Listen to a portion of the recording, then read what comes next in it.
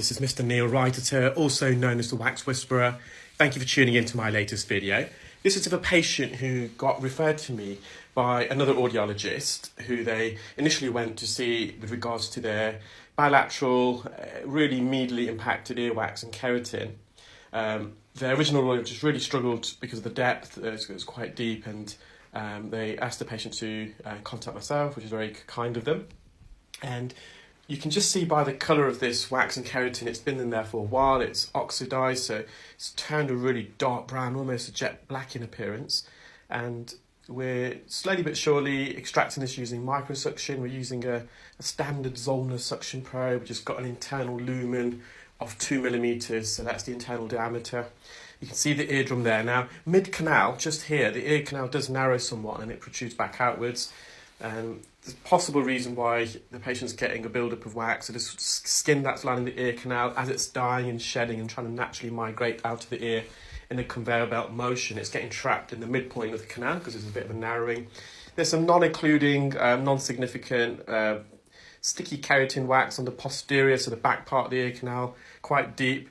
Just going to gently hover over that with a suction probe without trying to make contact with the canal wall, because the inner 2/3 of the ear canal is very sensitive. It's the bony part of the ear. The outer third is the cartilaginous portion.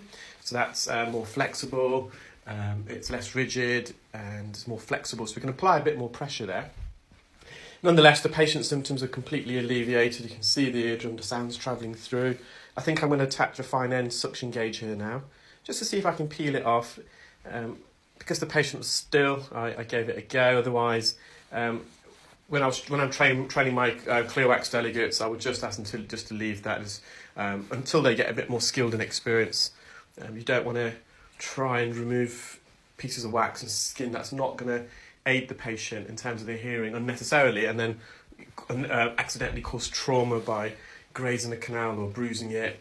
In my case, because I'm a bit more skilled and experienced now, I'm more than happy to see if we can peel it. But even sometimes myself, I kind of think to myself, well, just leave it as it is now. Sometimes less is more. You can see the narrowing here, and a bit of skin at the top of the ear canal. I was going to gently peel that away as well. So that's the patient's eardrum. Probably a slight attic retraction. So the top part of the eardrum slightly wrapped around the hammer bone, the top part of the hammer bone, and that's due to eustachian tube dysfunction. We know